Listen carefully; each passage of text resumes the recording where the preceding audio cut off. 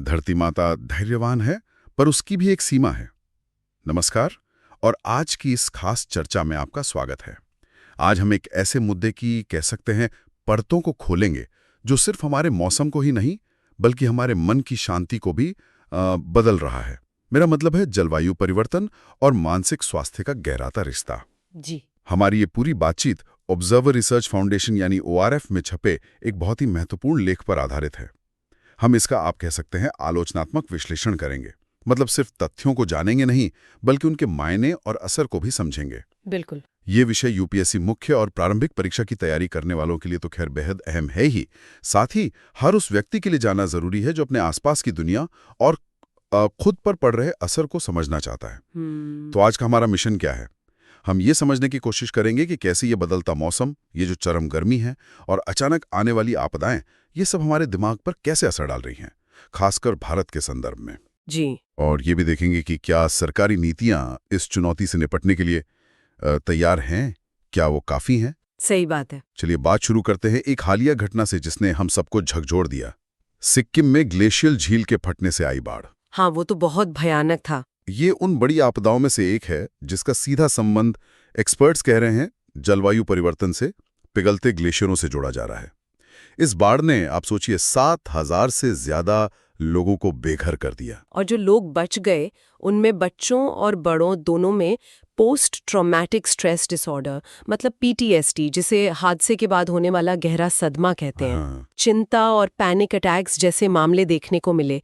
पर यहाँ चिंता की बात यह है कि जहाँ टूटे फूटे स्वास्थ्य ढांचे को ठीक करने पर तो ध्यान दिया जा रहा है, वहीं आपदा प्रबंधन योजनाओं में, जिन्हें DMPs कहते हैं, डिजास्टर मैनेजमेंट प्लान्स, हाँ। जी, उनमें पीड़ितों के लिए मानसिक सलाह, ये मनोवैज्ञानिक मदद का कहीं जिक्र तक नहीं है। और सामान्य जीवन में लौटने में मदद करना बहुत मुश्किल होगा। बिल्कुल। और देखिए, ये सिर्फ आपदाओं की बात नहीं है। वैश्विक तापमान, वो तो लगातार बढ़ ही रहा है। हाँ, हर साल रिकॉर्ड टूट रहे हैं। जी, 2024 तो रिकॉर्ड पर सबसे गर्म साल रहा।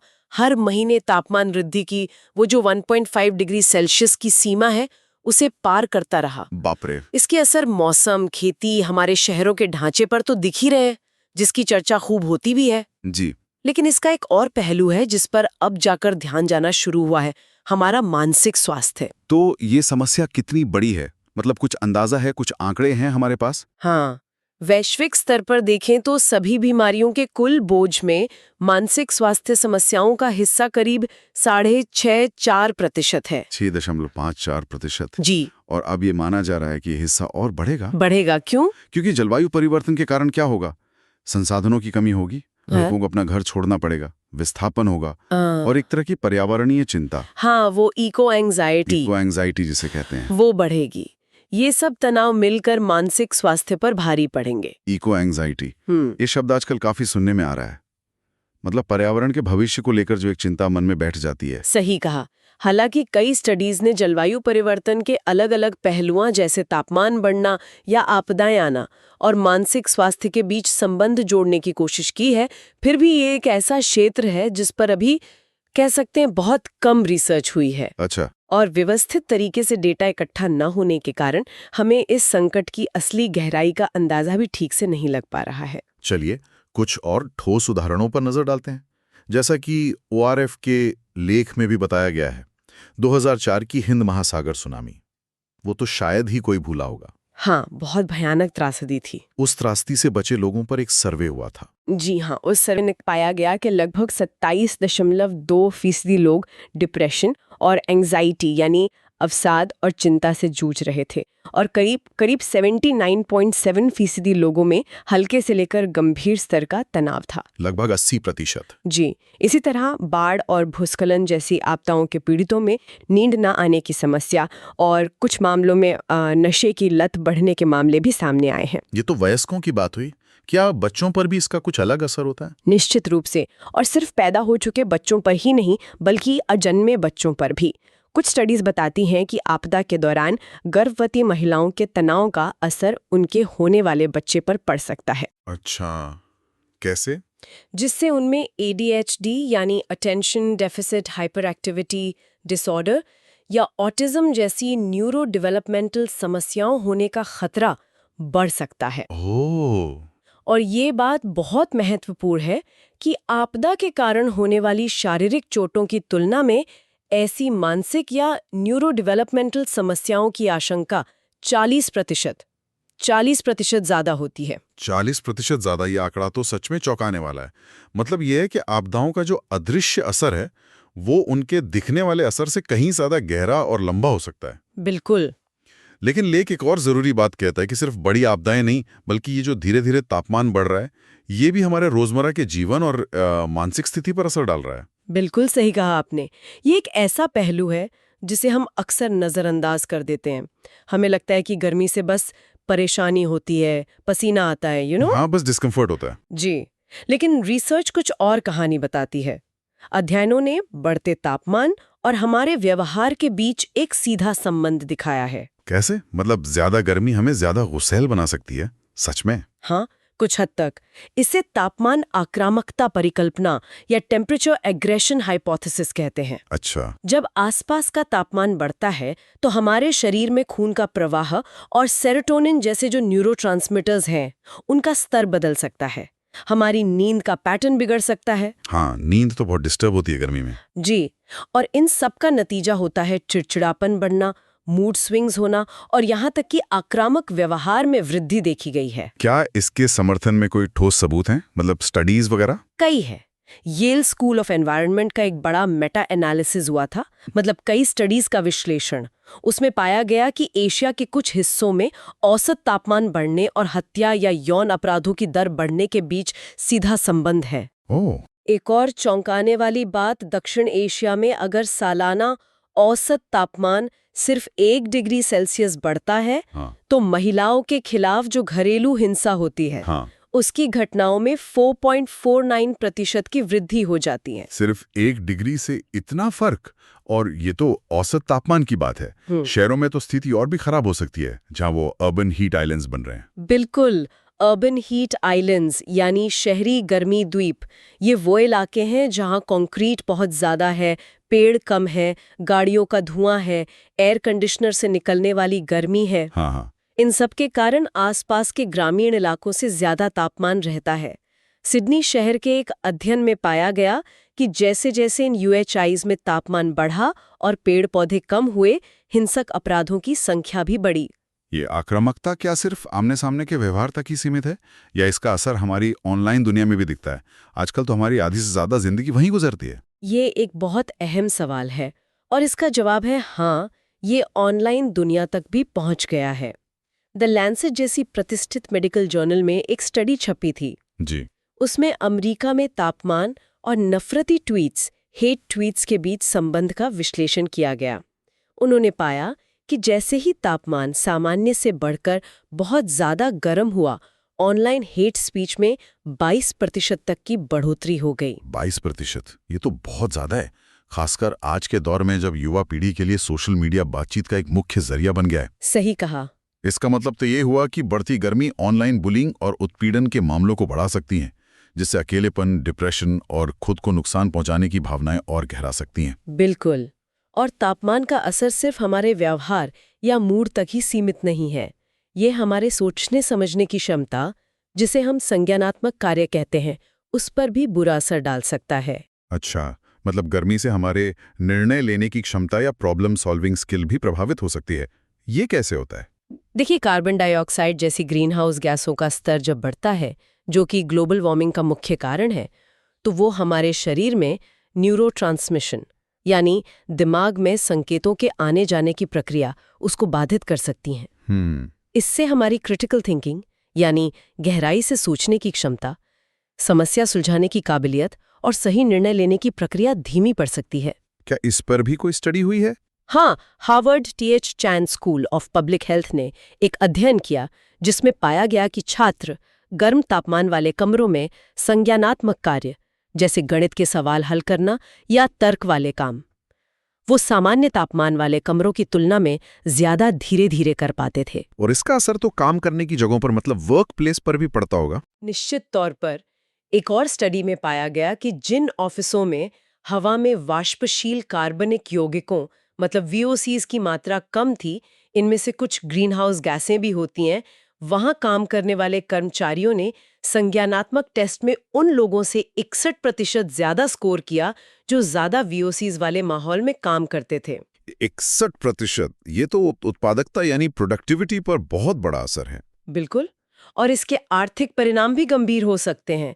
अंतर्राष्ट्रीय श्रम संगठन ILO का एक अनुमान है कि सिर्फ गर्मी के तनाव यानी हीट स्ट्रेस के कारण 2030 तक दुनिया भर में श्रम उत्पादकता में 2400 बिलियन अमेरिकी डॉलर का नुकसान हो सकता है। 2400 बिलियन डॉलर, ये तो बहुत बड़ी रकम है। जी हाँ। तो हमने देखा कि जलवायु परिवर्तन आपदाओं के जरिए अचानक गहरा सदमा दे सकता है और बढ़ता तापमान धीरे धीरे हमारे व्यवहार, सोचने की क्षमता और उत्पादकता को प्रभावित कर सकता है।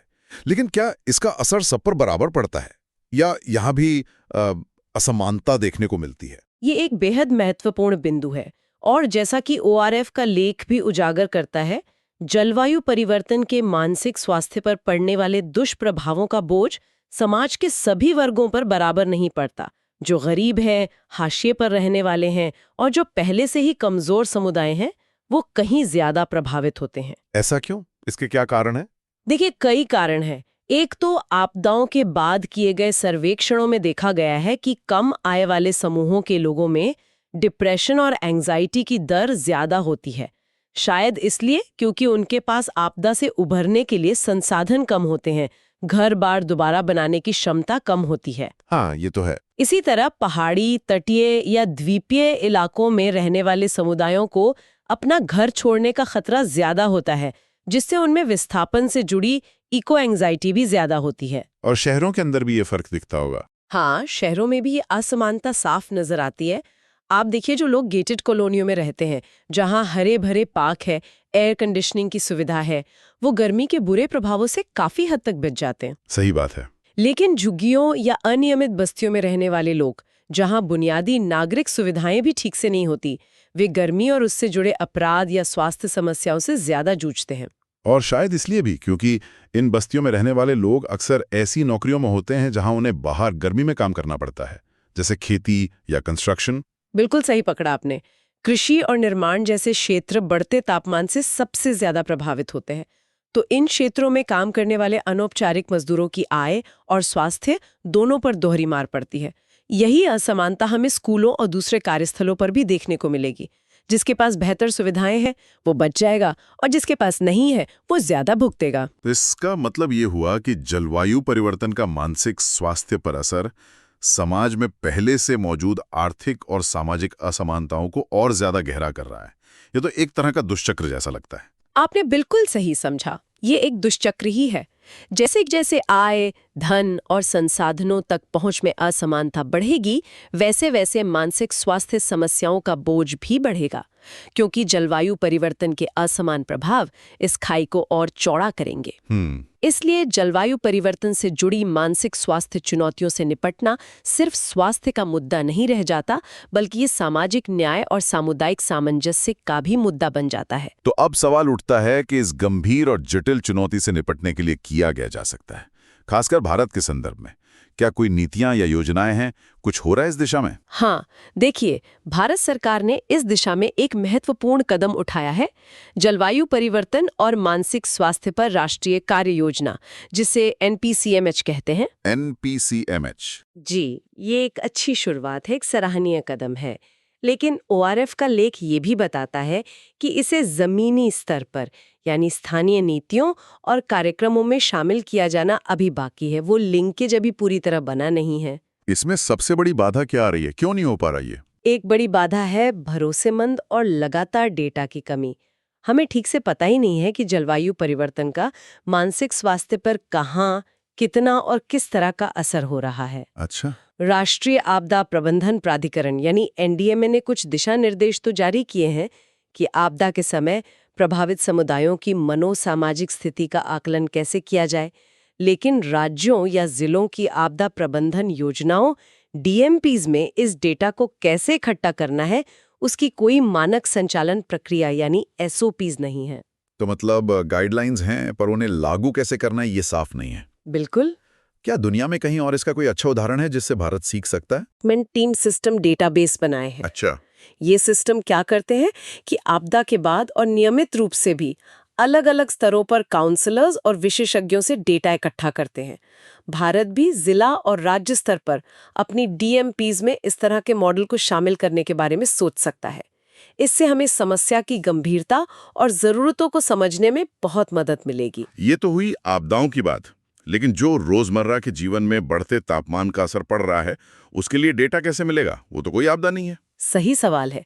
इसके लिए NPCCMH में जिला पर्यावरण स्वास्थ्य प्रकोष्ठ डिस्ट्रिक्ट एनवायरमेंटल हेल्थ सेल्स बनाने का प्रस्ताव है। जिला पर्यावरण स्वास्थ्य प्रकोष्ठ। जी, इनका काम होगा सरकारी स्वास्थ्य केंद्रों से मानसिक स्वास्थ्य समस्याओं पर डेटा इकट्ठा करना और उसका विश्लेषण करना। लेकिन इस योजना को और प्रभावी बनाने के लिए ये साफ करना जरूरी है कि मानसिक स्वास्थ्य समस्याओं से उनका क्या मतलब है, उसका दायरा क्या है। हाँ, ये स्पष्ट होना चाहिए। और भारतीय मौसम विभाग IMD का भारत के जलवायु खतरा और भेद्यता एटलस है, उसका इस्तेमाल करके उन जिलों की पहचान करनी होगी जहां खतरा सबसे ज्यादा है, ताकि संसाधनों को सही जगह लगाया जा सके। डेटा इकट्ठा करने के साथ साथ लोगों तक मदद पहुंचाना भी तो उतना ही जरूरी है। बिल्कुल, सिर्फ डेटा से काम नहीं चलेगा। हमें मानसिक स्वास्थ्य सेवाओं तक लोगों की पहुंच बढ़ानी होगी, खासकर उन समुदायों के लिए जो सबसे ज्यादा जोखिम में हैं। उसके लिए क्या किया जा सकता है? इसके लिए हीट एक्शन प्लान्स जो बन रहे हैं आजकल, वो एक अच्छा जरिया बन सकते हैं। इन प्लान्स के तहत स्थानीय स्तर पर जैसे प्राथमिक स्वास्थ्य केंद्रों, PHCs, आंगनवाड़ी केंद्रों या फिर स्वास्थ्य मंत्रालय का जो टेलीमानस कार्यक्रम है, हाँ, टेलीमानस जी, उसके जरिए टेली परामर्श सेवाएं दी जा सकती हैं। मतलब लोग फोन पर ही सलाह ले सकें। ये तो अच्छा सुझाव है। और शहरों में जो अर्बन हीट आइलैंड प्रभाव है, जिससे तापमान आपने बताया 2.5 डिग्री सेल्सियस तक बढ़ सकता है, उससे निपटने के लिए क्या किया जा सकता है? उसके लिए शहरों के बुनियादी ढांचे में बदलाव जरूरी है। मतलब हमें शहर बनाने का तरीका बदलना होगा। जैसे ज्यादा से ज्यादा पेड़ लगाना और हरे भरे इलाके बनाना, पार्क्स बनाना, जो पुराने तालाब और झीलें हैं उन्हें फिर से जीवित करना, डिस्ट्रिक्ट कूलिंग सिस्टम लगाना। ये एक सेंट्रल प्लांट से कई इमारतों को ठंडा करते हैं, जिससे AC का लोड कम होता है। हाँ, छतों पर सफेद चूना या पेंट करना, जिसे कूल रूफ्स कहते हैं, ताकि वो गर्मी कम सोखें। और ऐसी निर्माण सामग्री और डिजाइन का इस्तेमाल करना जो स्थानीय जलवायु के अनुकूल हो। क्या भारत में ऐसी कोई योजनाएं चल रही हैं जिनका इस्तेमाल इस दिशा में किया जा सकता है? मतलब इन आइडियाज को लागू करने के लिए? हाँ, कई योजनाएं हैं जिनका लाभ उठाया जा सकता है। जैसे नगर वन योजना है शहरी जंगल बनाने के लिए, अमृत सरोवर योजना है जल निकायों के कायाकल्प के लिए, और कई राज्यों की अपनी कूल रूफ नीतियां भी हैं। इन मौजूदा योजनाओं का सही तरीके से इस्तेमाल करके शहरों में गर्मी के तनाव को कम करने में काफी मदद मिल सकती है। बस जरूरत है सही समन्वय और कार्यान्वयन की। तो आज के इस पूरी चर्चा से ये बात तो साफ हो गई कि जलवायु परिवर्तन सिर्फ बाहरी दुनिया का संकट नहीं है, ये हमारे मन का भी संकट है, बहुत गहरा संकट। जी, ये आपदाओं के जरिए अचानक सदमा दे सकता है और बढ़ते तापमान के जरिए धीरे धीरे हमारी रोजमर्रा की जिंदगी में घुसपैठ करके हमारे व्यवहार, सोचने की क्षमता और यहाँ तक कि काम करने की शक्ति को भी कम कर सकता है। और सबसे चिंता की बात यह है कि ये पहले से मौजूद असमानताओं को और गहरा कर रहा है। जो लोग गरीब हैं, जिनके पास संसाधन कम है, उन पर इसका बोझ ज्यादा पड़ रहा है। इसलिए इस चुनौती से निपटना सिर्फ पर्यावरण या स्वास्थ्य का मामला नहीं, बल्कि ये सामाजिक न्याय और बराबरी का भी सवाल है। ये सामुदायिक स्वास्थ्य और सामाजिक सामंजस्य के लिए बहुत जरूरी हो गया है। तो आगे का रास्ता क्या है? सिर्फ नीतियां बना देना या मान लेना कि हाँ ये एक समस्या है, क्या ये काफी है?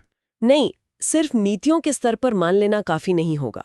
जैसा कि WHO और कई सरकारें अब कर रही हैं, हमें जमीनी स्तर पर ठोस काम करना होगा। क्या करना होगा? सबसे पहले, जैसा हमने कहा, व्यवस्थित तरीके से डेटा इकट्ठा करने की जरूरत है ताकि समस्या की सही तस्वीर सामने आए। दूसरा, मानसिक स्वास्थ्य सेवाओं को सुलभ बनाना होगा, खासकर कमजोर तबकों के लिए उनकी पहुंच में लाना होगा। तीसरा, शहरों में गर्मी कम करने के लिए बुनियादी ढांचे में बड़े पैमाने पर निवेश करना होगा। और ये सब करने के लिए एक बहुहितधारक और अंतर मंत्रालय नजरिए की जरूरत होगी, जहां स्वास्थ्य, पर्यावरण, शहरी विकास और आपदा प्रबंधन मंत्रालय सब मिलकर काम करें। केवल ऐसा समग्र दृष्टिकोण ही भारत को भविष्य की चुनौतियों का सामना करने के लिए तैयार कर सकता है। बिल्कुल। और जाते जाते हम अपने श्रोताओं के लिए एक सवाल छोड़ना चाहेंगे जिस पर वो जरूर सोचें।